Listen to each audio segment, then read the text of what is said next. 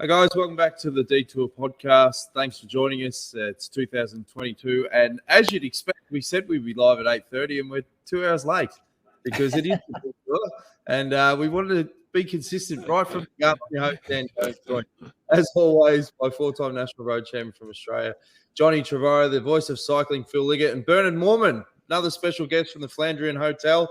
Fellas, welcome. Happy New Year. We'll kick off with you, John, because I know you are like a greyhound scratching at the box. You want to mention the Bay Crits straight off the gun, don't you? I was very disappointed when you sent through a little script of what we're going to be talking about. There was no mention of the Bay Crits in there. I thought, what are you doing? Slip it in. I didn't have to. What happened? Are you excited, John? I am excited. I mean, it's my baby. I started it in 1989. We missed last year with COVID, and I didn't want to miss another one. And we've managed to get it together. I mean, there are some serious COVID situations in the cycling world at the moment. Lost a couple of our big names, namely Luke Plapp, who isn't positive at the moment, but his girlfriend Georgia Baker in Tassie has it, and he's over there as well. So he's going to miss the Australian Time Trial Championship on Wednesday. He won't be able to come back, so he won't be able to defend his time trial title. But he hopes to be back for next Sunday's road race. But the Bay Crits, tomorrow. So I'll be up at the crack of dawn down at the beautiful Eastern Park, setting it all up for a couple of days of fantastic racing. Yeah, it's getting streamed on SBS, I see, John. Yes, they've done a fantastic job. I mean, SBS really are the saviour of cycling in Australia. I mean, they do streaming on all of the NRS races, but they've really stepped up with the Bay Crits. It's going to be Gatesy's company's putting it together, of course. I think he's done he's done every one since 1989, so can't do it without Gatesy. Karen Jones done a fantastic job stepping up. Karen Jones has commented live. She's red hot. Of course, he wants to mention the Bay Crits.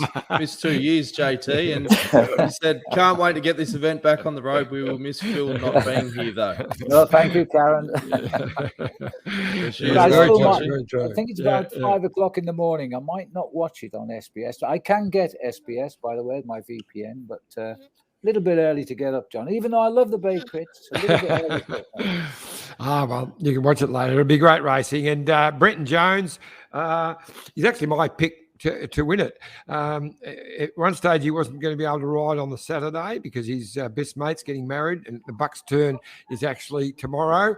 But he's decided, sorry, mate, I've got to ride the Bay Crits. So he stepped up. That's a cyclist for you. Yeah, and so it'll be a really good race. The Lexington Blackburn team, we've got some of the rippers. We've got Jensen Plowright, who I think will be a real threat, and all of the track squad, and also we've got Simon Clark riding.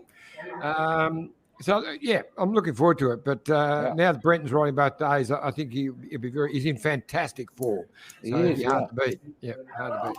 But remember Bob Hastings, John, the former Deputy Police Commissioner, who helped to close the roads for the Bay Crits a few years ago. Yeah, he lives up in Noosa. He lives in Noosa now, just outside, and he sent me an email to say, I thought you'd like to know that Brenton Jones has just dominated this, I think it was a 4-day race, and he won all the stages as well. Yeah, so he won the time trial too. Yes, he did. But Bob Hastings never lost his interest in the sport since he retired. Unbelievable. Lovely guy. Now, Bernard, one of the big reasons we want to get you on the show is you've had Heinrich Haussler stay at the Flandrien Hotel, but also we had a best of series, and you made the cut, mate. You and, of course, Jamie, because of your magical insights. So we want to pick your brain, but you posted a vlog on LinkedIn, and it was fantastic because you gave these insights about the beginner's mindset.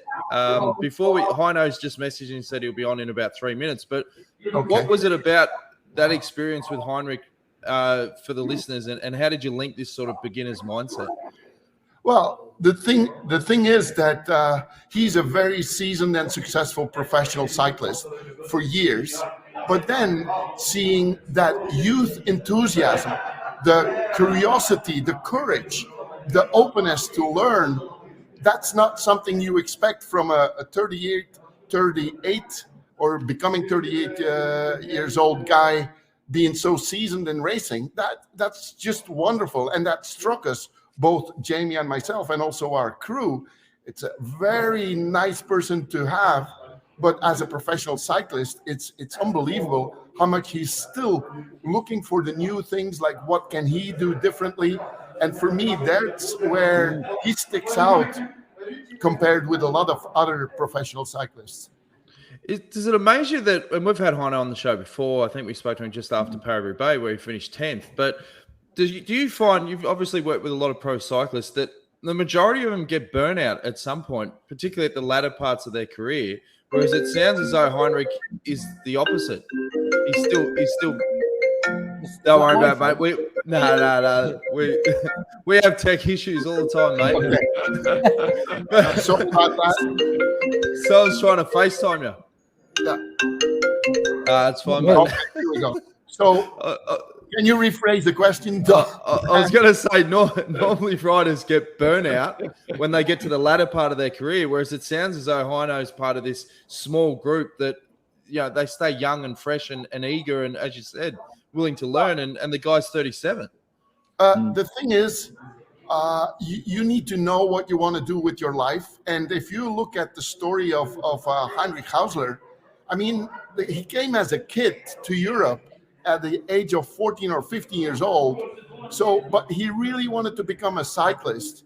And he learned a lot, but he learned also life skills, because living on the other side of the world when you're 15 years old, the only way you can survive is learning life skills. And that's what he did. But he kept the love to ride his bike.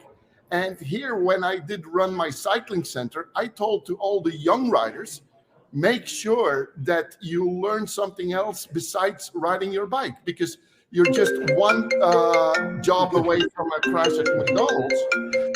They got Bernard. They have an off button on the side. You can just turn the bloody thing off. That's fine. We'll put you on mute just for a second, mate. Phil, this is great. Yeah. Well, it makes a nice replacement for Iffy, doesn't it? That's fantastic. But anyway, what I wanted to say is that, and we see that with the people we consult a lot of times in cycling and in other sports, that towards the end of their career, they are not ready for the next step, because they think that people come for them because of them, but they come for the success. So as soon as you're not super successful anymore, you need to know what you want to do. And having Heinrich here, we saw that this guy is ready for another step in his life. He is enjoying every second. And, when we saw him doing the cyclocrosses, getting beaten like a dog, being trashed completely, we were thinking, this guy is going to home tonight. But then the next morning, fresh like a kid in the candy store. And it is because he has a great love for riding his bike, and that's, I think, this guy cannot ever have a burnout. Well, he joins us now. First question for Heinrich Haussler. Welcome back to the detour. Did you get beaten like a dog, mate? Mate, I got absolutely smashed. It wasn't funny. Absolutely smashed. Now, we're just talking to Bernard then about your ability to stay mentally fresh, keen, willing to learn, and you're 37. What is the secret, Heino? To be honest, it definitely wasn't as easy as it sounded. I mean, after one race, even Bernard just left me alone for 2 or 3 hours because I was absolutely so devastated after the race. I wanted to do better, but sometimes it's technically so hard, and these guys are just proper professionals. And actually, I'm just an amateur, just trying to race with them. But I got pretty much my ass completely handed to me, and I was just so so upset. And when you're so mentally upset, or just you're ready to give it in, and then you start to think about stuff. It's over the Christmas, New Year's period. You're like, what am I doing here? I should be home with my family, but I'm here getting my ass kicked by some Belgian cross riders. It's just like, what am I doing? I'm 37 years old. Just it's time to slow down, But yeah, then the next day you wake up with fresh motivation, and then you're ready just to give it your all and do your best. And I don't know, it's just something also, I think as a kid, what I went through when I was younger, all those hard times and hard moments that I had to go through, it makes you tougher for later on in life. And I've only got a few more years left, and I want to get everything out of my body what I can, and just have absolutely no regrets. How many cyclocrosses did you do, Heino? Over this Christmas, New Year's period, I done only 5, but it was 5 in 8 days, which, to be honest, I also totally underestimated. Like afterwards, I was like, oh yeah, okay, this is enough. This is really, it's. I mean, it's only 1 hour racing, but it destroys your body. It completely destroys your body. It's just not normal. After every race, I have so much respect, not just for Walt and Mathieu and all the guys that are on the podium, but also for the rest of the guys. It's an amazing sport, and it is so hard. And I look at Walt van Aert, and he's for me almost like a god. I know, an absolute gladiator. Sometimes I would watch the replays or during the evening, the race, to see, okay, where did I lose time? Where can I improve? And you see, I remember trying to run up these steep stairs or a steep hill, and it wasn't really running. Your back's hurting, your muscles are ready to explode. You've got the bike on your shoulder, and you're trying to get up as fast as possible. And you see Walt van Aert sprinting up there. You're just like, how is this possible? What is this for an athlete? Seriously, I'm blown out of the water. I can't get my head around it. Yeah. You got a question, Phil, for Heino? Yeah, roll on Paris, I would think. Heino, probably. Well, I mean, the thing is, when we go back onto the road, it turns into a little bit of a even playing ground, Yeah. But it's just interesting and fascinating to see. I know when I ride through the mud or tricky situations, the way I move my body, you're trying to get that momentum and you're trying to move forward as quickly as possible. But it does look though. Sorry, Heinrich. I was just thinking. It's just you were talking about your body complaining there, though. And then you look at the other guys and you see the grace and the style and the strength they have, the way they ride through those sections. It's just, and now, to be honest, I mean, obviously they're the biggest talents in the sport and also on the road. But I definitely 100% believe that the cyclocross helps them on the road, but also them doing the road helps them in the cyclocross. Yeah. But they've grown up with it too, haven't they, mate? That's the big difference. So, you're watching youngsters, they've been doing it from 13, 14 years of age. Oh, yeah, definitely. I think it's a sport you have to start as young as possible just to learn that whole technique, just the way also, I mean, we didn't have any sand sections for example, like the World Championships last year, but also riding through the sand, that's also a complete different world. Yeah. And it's just, I mean, you can hear my voice. It's just impressive. It's just absolutely impressive. And the thing is, all the other pros out there, like even my teammates, they just they have absolutely no idea. They just think, oh yeah, they're going to go ride in the paddock and a little bit of mud. Blah, blah, blah. It's just, I tell them, you come to a race. Come on, you have a go. Yeah. But Bernard, one of the things that you mentioned in your vlog that you do on Fridays with the Flandrien Hotel, you said what really impressed you as well was the rest days when Heino was there, was out doing recon. And let's be honest, the weather at the moment in Belgium, it's not flash, is it? The least to say. I mean, the rest days, well, the word says it itself, huh? You should be resting. But a guy like Heino is so professional that he went on to do recons for the Paddestraat, the Koppenberg, the Muur. These are all close by, but it is with the windshield effect, I would say, close to zero, and it's raining cats and dogs, and he still goes out. That shows a tremendous willpower and desire to really do what he needs to do. Is the difference, Heino, like, are you addicted to pain? Like when most people suffer, like that's our warning sign to go, that's it, I'm out. That's why I put on weight. I don't like suffering. But there's something different about you, mate, where is that, do you become addicted to that pain? Oh, I think he's frozen or he's thinking. I think both, actually. Sometimes this program with the internet can skip, but yeah. I thought Dubai would have some of the best internet in the world. I thought it'd be quite laughing there. It is always funny though when they freeze that what frame on Heinrich nice is now? faces. Yeah, he's in Dubai and he's still thinking about the answer. He'll jump back on. But yeah, Bernard, that as you said, like that's the dedication for these guys. There's no fluke when you have someone that's had such a long career, but a successful career. It's all these 1%ers, yeah? Yeah, you're right. Those guys don't leave any detail unknown. I mean, a guy like Heinrich has done the Paddestraat, I don't know, 20, 25 times in his life. And still he goes out. And he came back this time and he said, you know what, Bernard? I checked on Strava. And if I would like to, I had the fastest time. So you see that competitor in these guys at any moment of the day, which is great. You're back, Heino?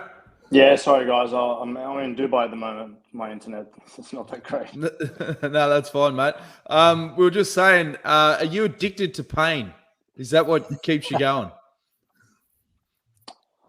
No, definitely not addicted to pain. It's just addicted to bad conditions in Belgium, cobblestones. I think that's the main thing. Like I remember on one of the rest days I went out just to test the equipment. We have different bikes, different tires, different tire pressure. If I'm up in Belgium, then I also want to do a few recons, just freshen up the mind again, and also just test it a little bit with the tire pressure, especially in the rain. And I remember it was raining and I'm standing on top of the mirror. I just stand there for 10 minutes in the rain and just looking into the horizon. I was just thinking, this is amazing. This is so good.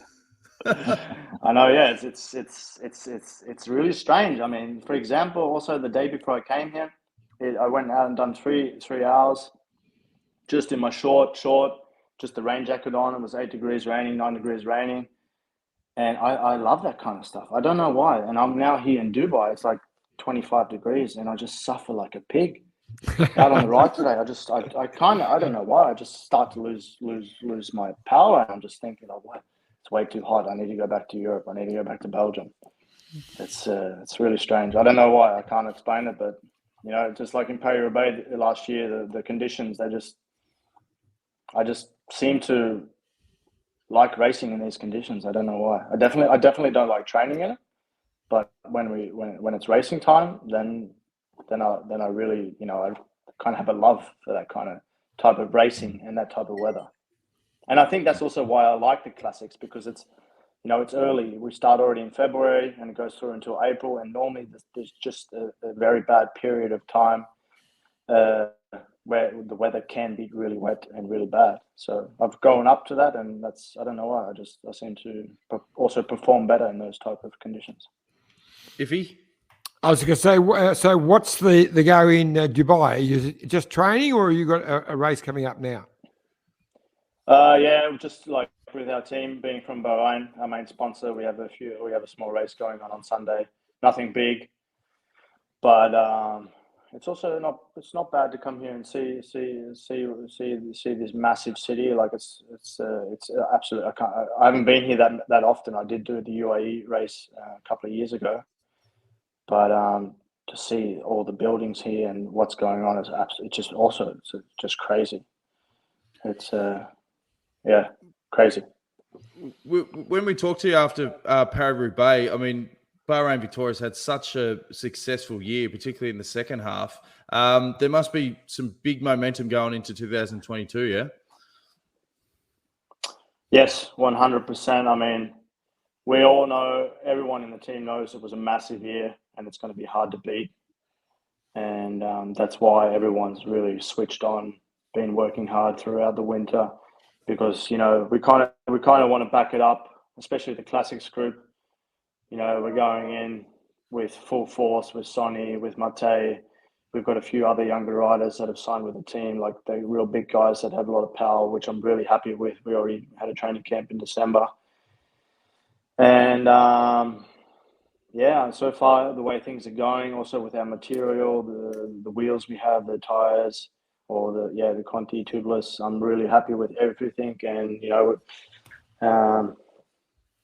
I'm looking forward to racing, but like I said, it's going to be really hard to back up last year because the way we rode towards the end of the season, especially in Big Bunk, I don't really want to say it, but it was pretty much just like playing PlayStation. We knew how strong the team was, and we didn't even care what the other teams were doing. We had our strategy, and that's what we done. That's what we wanted to do, and but it's going to be very, very difficult to back that up. And also, if I see the way Walt Van Aert's riding, Tom Pidcock already, because I know they're not going to get slower. They're only, as the season goes on now, they're just going to get stronger. And also a lot of Jumbo, they've bought riders to strengthen their classics group, and to see the way that he's riding and the way the team will ride, I know they're going to be super strong. It doesn't make me scared, but it gives me a lot of respect for those riders. But also it motivates me because I'm one of the older riders now, pretty much like a road captain for the guys. It motivates me to kind of make the team also better and stronger, grow together as a family. So we're going to, this year we're not going to be staying in a hotel. The whole time we're going to be like in a big villa where the team's just going to be always together, cooking together, being together at the dinner table, afterwards, whatever, PlayStation, billiard, table tennis, whatever, try and make the group more solid and stronger than it already is. You're going to say something, Ivy? Fantastic. Oh, no, it's just when you were talking about your gear before, you mentioned that you're on tubulars, where I see a lot of the teams are going over to the new tubeless technologies. You're still happy with the tubulars? Oh, yeah, definitely. I mean, I've been on tubeless now for the last 2 years. It took a lot of convincing to the team. Also, even to Sonny, Sonny before Roubaix, he only rode tubeless once. Oh, you're on really tubeless. I thought you said so you're riding tubeless. Yeah, tubeless. So right. Good. Yeah, I think tubeless is definitely almost going to be the future. It's like I think we're in a transition mode now where, like where we used to be a few years ago with rim brakes and disc brakes. A few years ago, especially, I remember the story with Christoph, where I think he had like 7 or 8 flats during Paris-Roubaix, and he said in the press himself, he's like, oh yeah, tubeless, no, terrible, never going to go back there. And I think that's one thing that remains a lot in the teams or in riders' minds.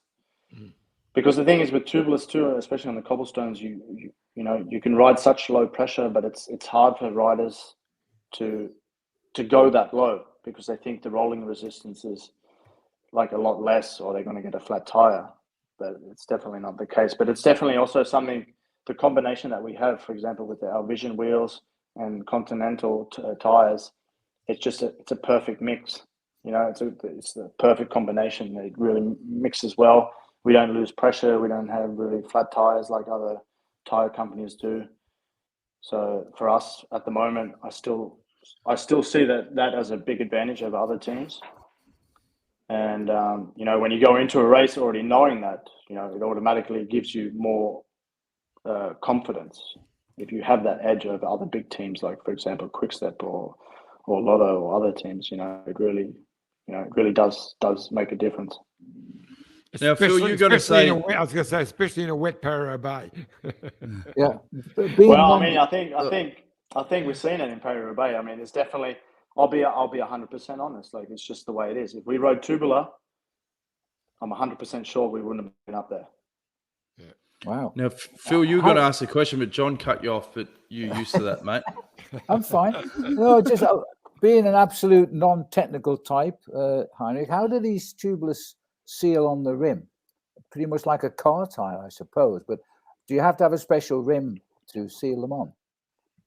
Exactly, yeah. So we work with Vision as our wheel company sponsor, and it's pretty much You can use milk if you want. So if you put milk in the rim in the rim or in the tire, you know, you're not taking a risk. So if you get a flat tire, if the hole's not big enough, it will seal by itself, and you can keep on riding. Sure. It has actually happened to me once or twice in training, where I didn't even notice. Like the guy behind me, he's like, "Hey, Heino, stop! You've got a flat tire." And I was like, look down. No, everything's fine. And he's like, no, you need to stop, because then, you know, because the milk was squirting pretty much into his face. But the milk, so we stop and we see, and the milk, you know, directly seals the tire.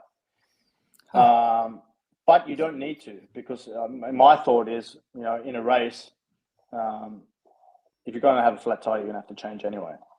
So, and if you put it depends. Every rider's different. You know, I've been using tubeless for many years already. Like, for example, in mountain bike, that's all they use. But I've just had the experience that, like, for example, I'm not lying. I'm really not lying. I have not had a flat tire. Seriously.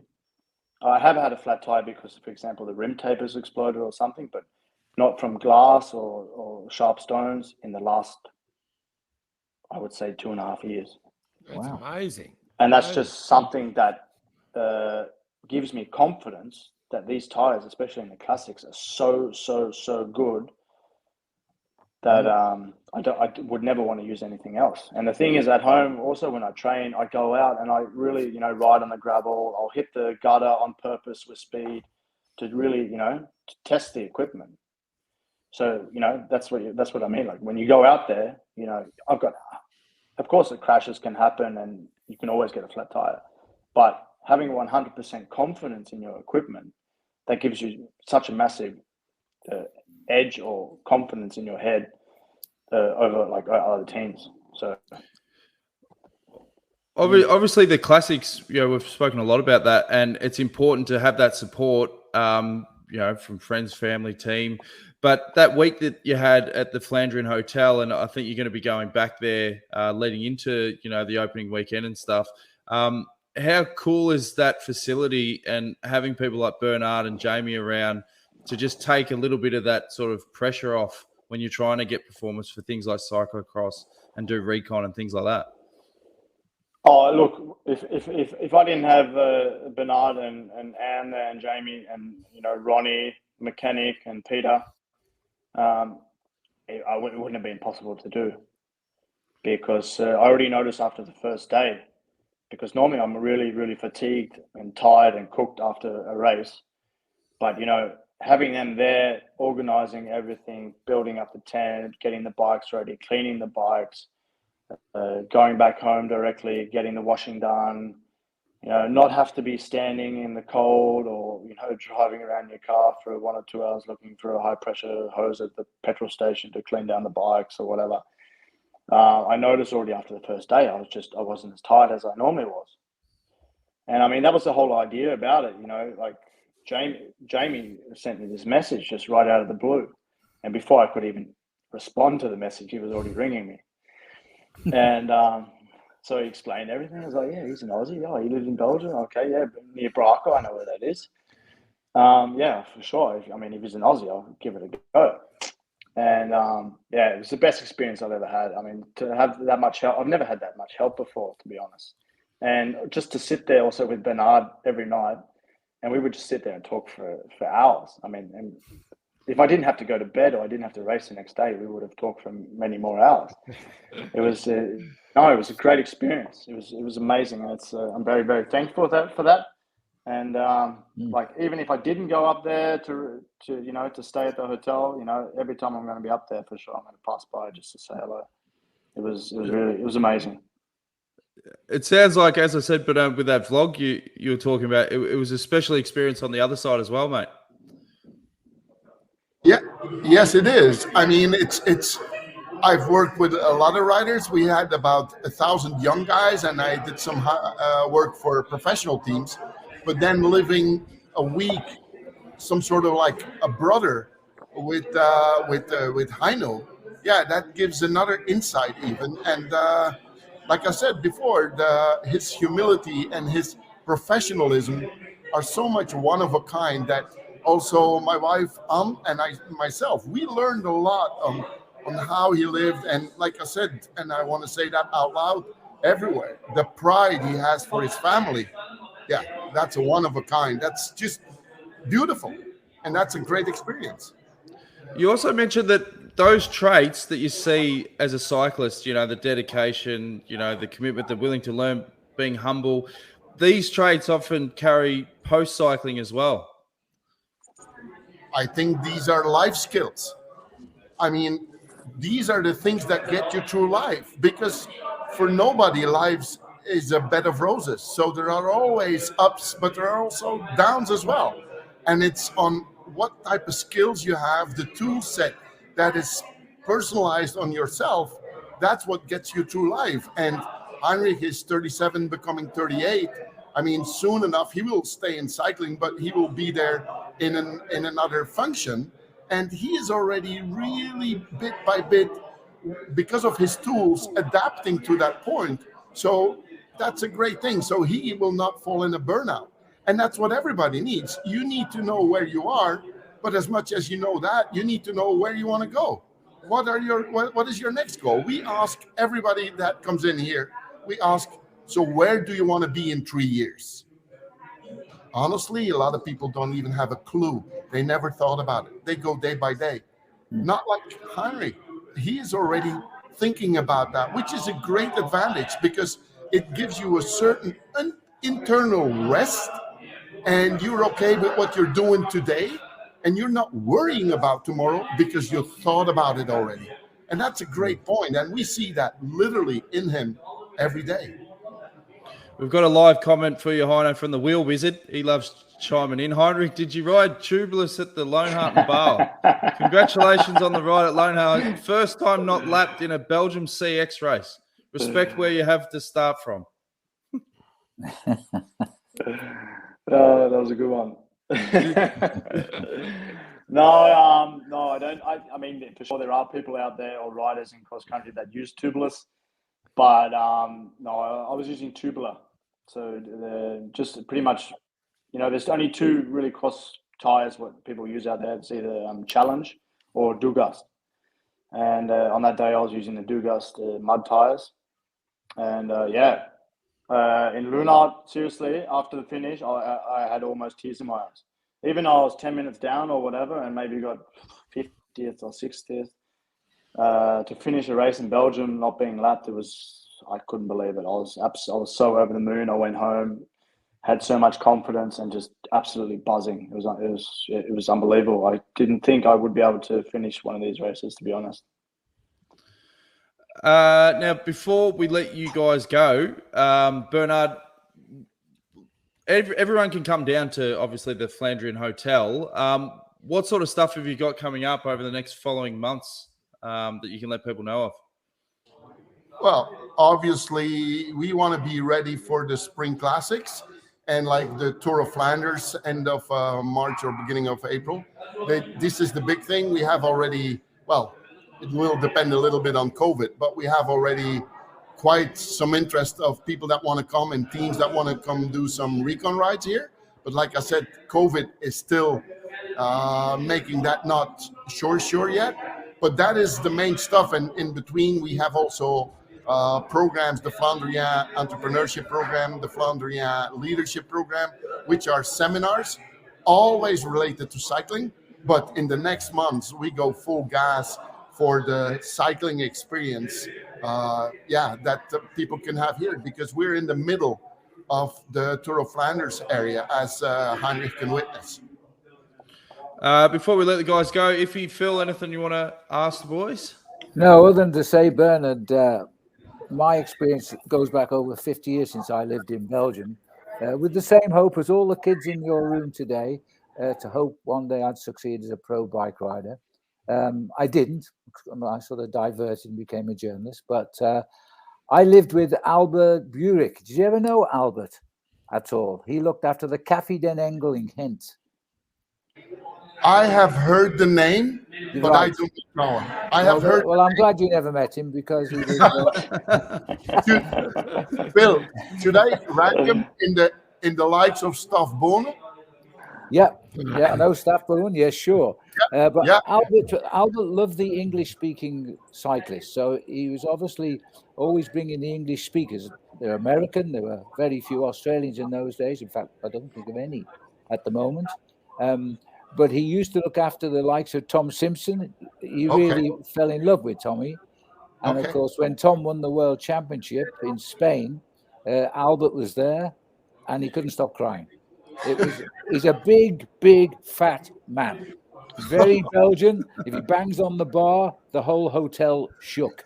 But his heart of gold. And he looked after people like me and a few others. I just wondered if you knew him, that was all. But what you have done with the Flandrien is replicate what Albert did in the 60s. But obviously with all the modern day technology and knowledge.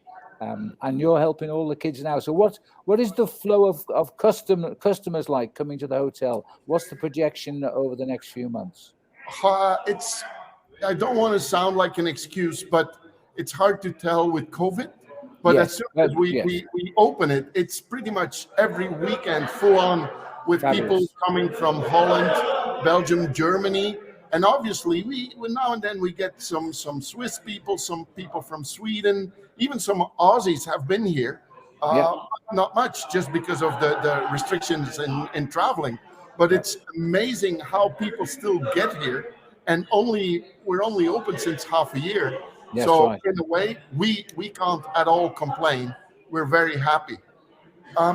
If there's one more thing I can say for Heinrich, I have a surprise here. Here we go. Hey, how you going, mate? Hey, how are you doing? All good. Who have we got there, Bernard? That's Peter. Peter is one of the crew. He's helping us with all the cycling services we deliver to helping teams and helping riders like Heino. Later in the day, Ronnie, the mechanic, will be here to give some love on Heinrich's cross bikes, because we want him to be ready when he comes back. So these guys are here quite often.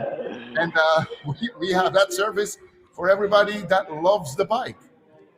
Fabulous.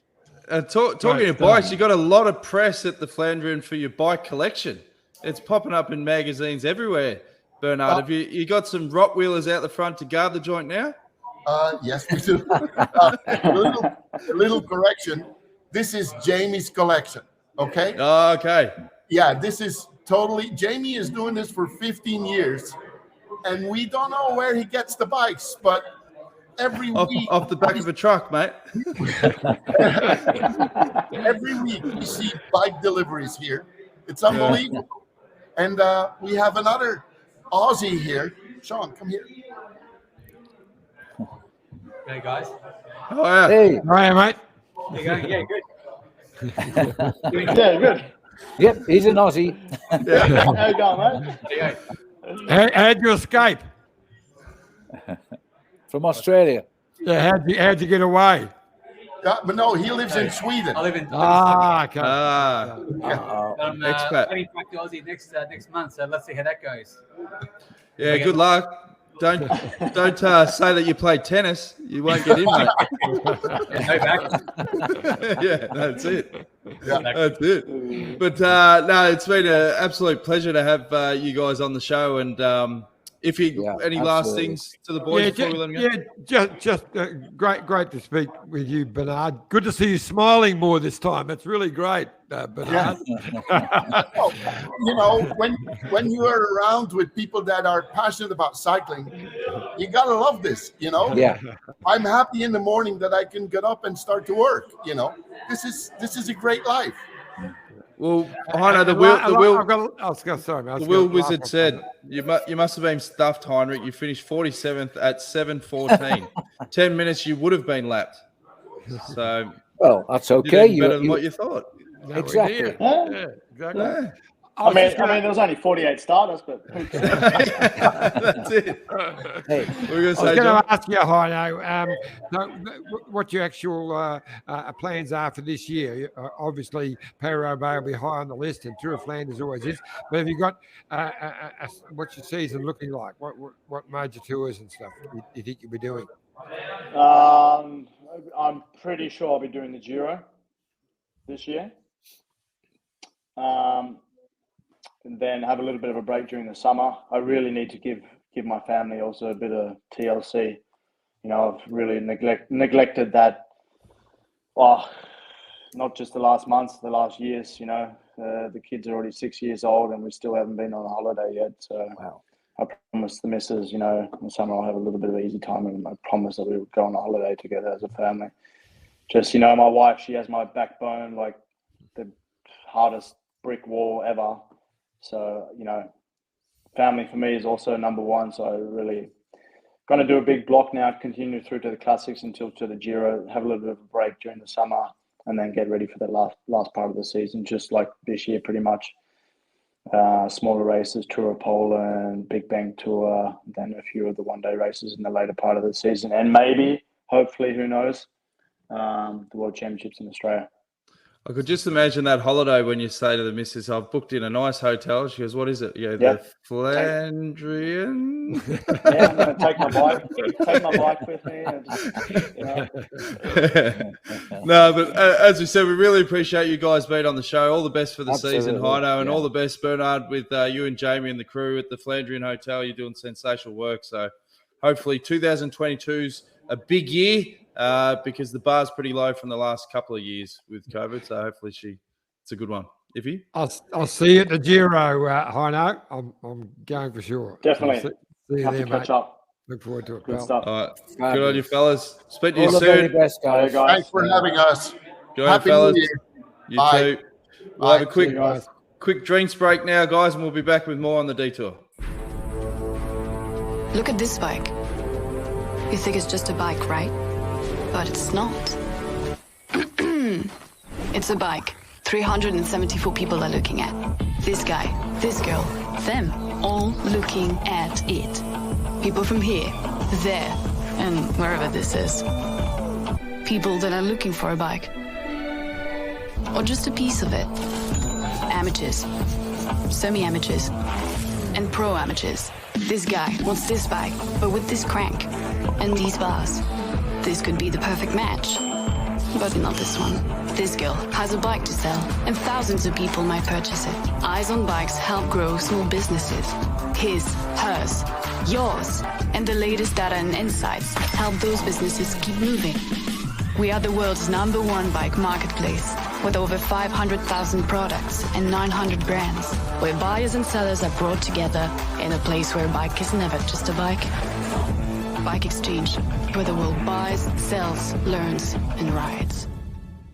Life is like a two-way street. It's about consideration and mutual respect. Roads are much the same. However you get around, walk, ride or drive, if we share our roads, we can all be safer. The Amy Gillett Foundation is Australia's peak cycling safety charity. Our mission is for safe cycling in Australia. Our vision is for 0 cyclist deaths. Over the last year, we've seen an enormous increase in people taking up cycling, whether it be for recreation, with the family, commuting, or even to start your own cycling career. We need to do more to make it safer for every cyclist. 20 cyclists every day are hospitalised, and 1 cyclist is killed every 10 days on Australian roads. So, the next time you jump on your bike or hop in your car, remember to practice the 4 C's. Be courteous, calm, considerate and conscientious. Every cyclist death is preventable, and we all deserve to get home safely. Please donate to help the Amy Gillett Foundation make the roads safer for you and for me. Thanks again to Bike Exchange and the Amy Gillett Foundation. Now, we don't have long left in the show because it's way past your bedtime, Iffy, and you've got a massive day tomorrow. And you need to be fresh. Oh, mate. big day. Yeah. Big day. What's on tomorrow?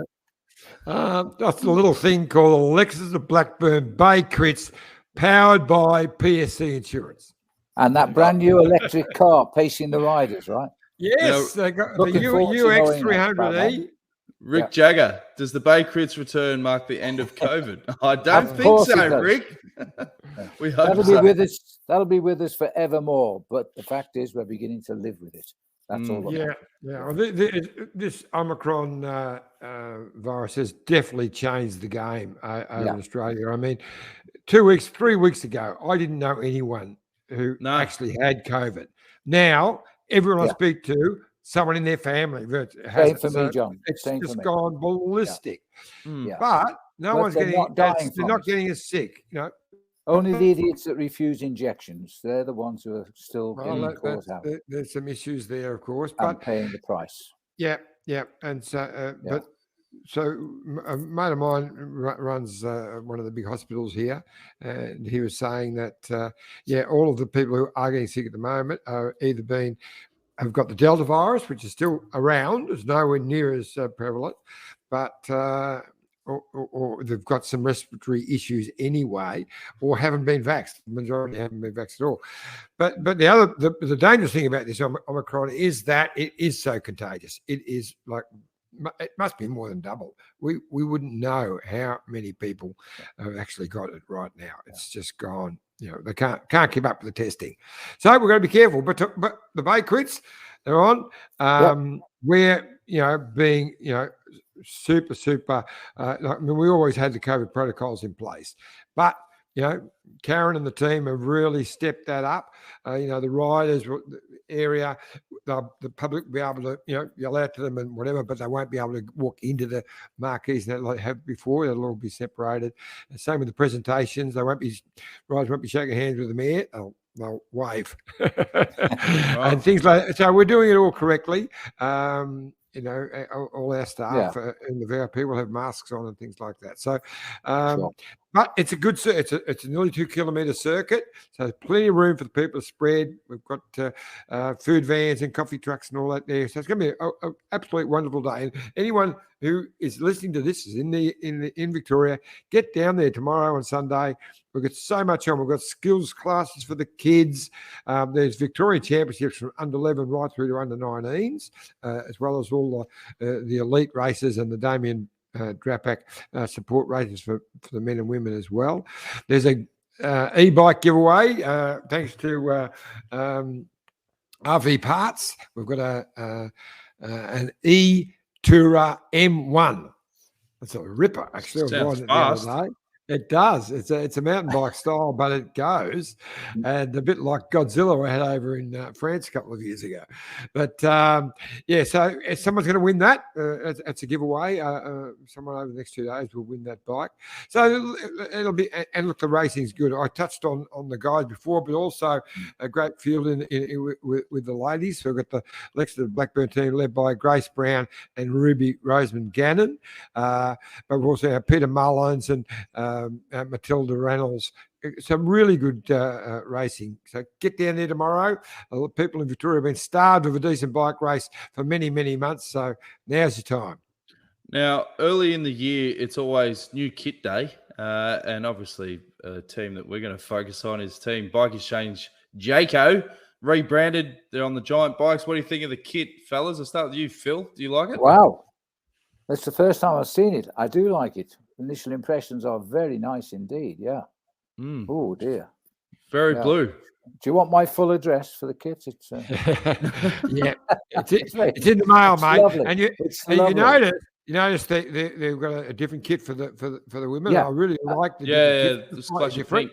Nice touch of pink. Look, really smart.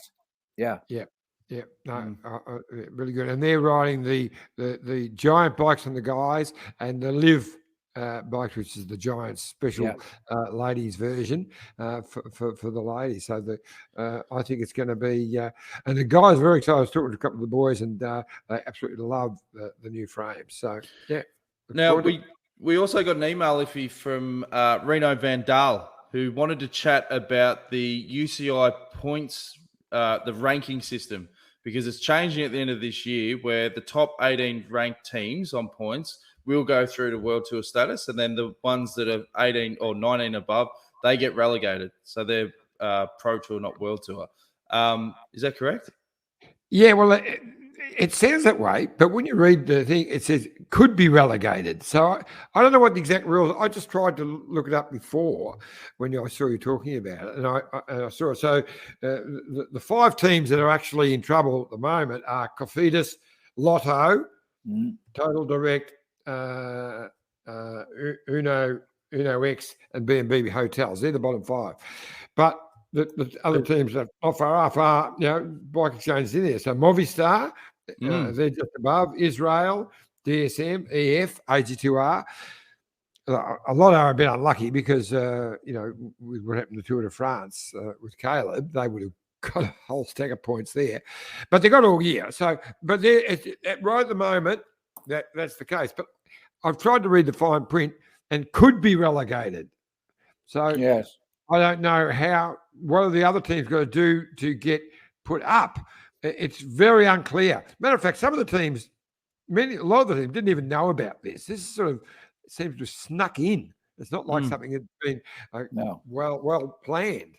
But do the points, are they attributed to the team or the rider? Because remember when Green Edge started, they had to buy certain riders that had X amount of points. Like that's why Matt Goss was very appealing, because he had so many points to get the World Tour license. So if you're a struggling team at the end of the year, wouldn't you then buy a rider that's got enough points to go into next year? Is that how it works? Yeah, but the small teams aren't going to be able to afford that rider because the top teams aren't going to let him go if he's got that many points. So the riders get the points, yes. But so you want to be a rider that gets as many points early in the season as you can, then say to your manager, hey, hang 5 on negotiating a deal, mate, because these points could be worth double. Well, that's true. Yeah, but sorry, Phil, go on. I'm just thinking, for example, the transfer windows in August of each year, that's when they might start to move riders around, but they don't apply those points until the next season. Then they look at the teams, and that might be too late because it's what the team has in points at the end of the current season. Oh, okay. So they're down, and so there's no point looking to buy riders because they won't count until the following year when they're already down. Yeah, so that's a good point. The other side that makes it a little bit difficult, I think, is that the big sponsors are starting to write into the contracts, if the team is relegated, we're out. Now that could be very much against the future of the sport. That could not be good at all, because they want the big publicity. Tour de France. Exactly right, mate. I don't like the system. But one of the things that's interesting, the new rule, the points are not transferable. No, not during the season. He's spot on.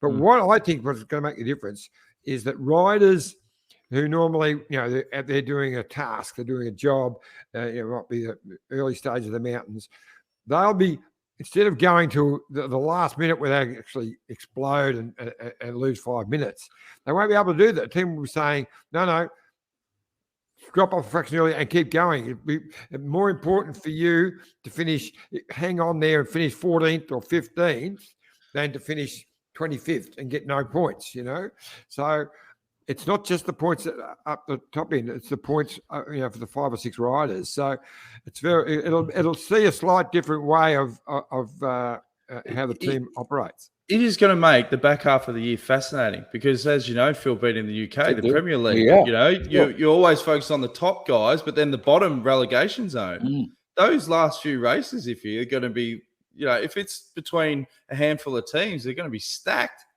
Yeah. And that's the way they are. Can you imagine the hue and cry if Lotto didn't make the cut and win a World Tour team?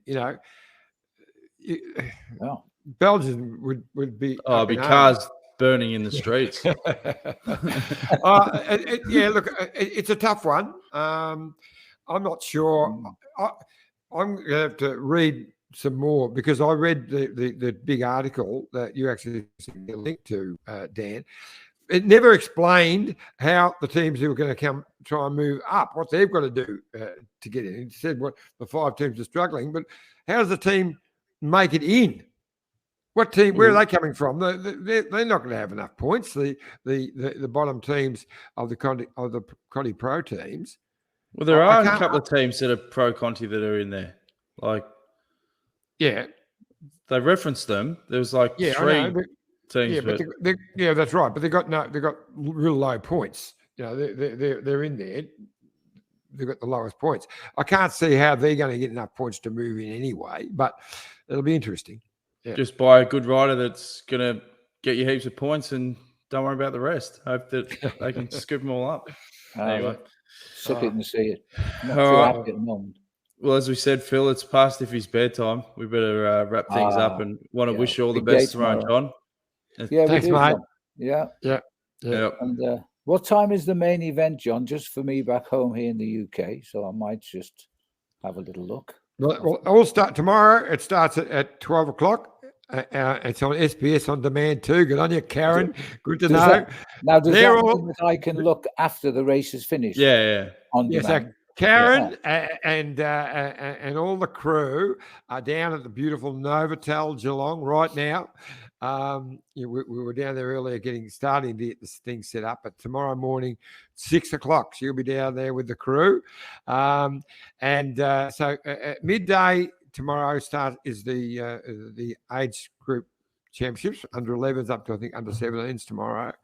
Yeah. And then the support races, the Damien Draback support races. And I think if I've got it in front of me now, I think it's tomorrow, I think 6 o'clock, 6:15 starts the men's lead. And 5 o'clock starts the women. They're both an hour this year. The women's race is an hour.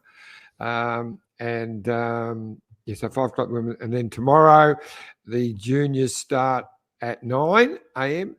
With all the guys' races starting at midday. Well, or the elite races, the senior races starting at midday.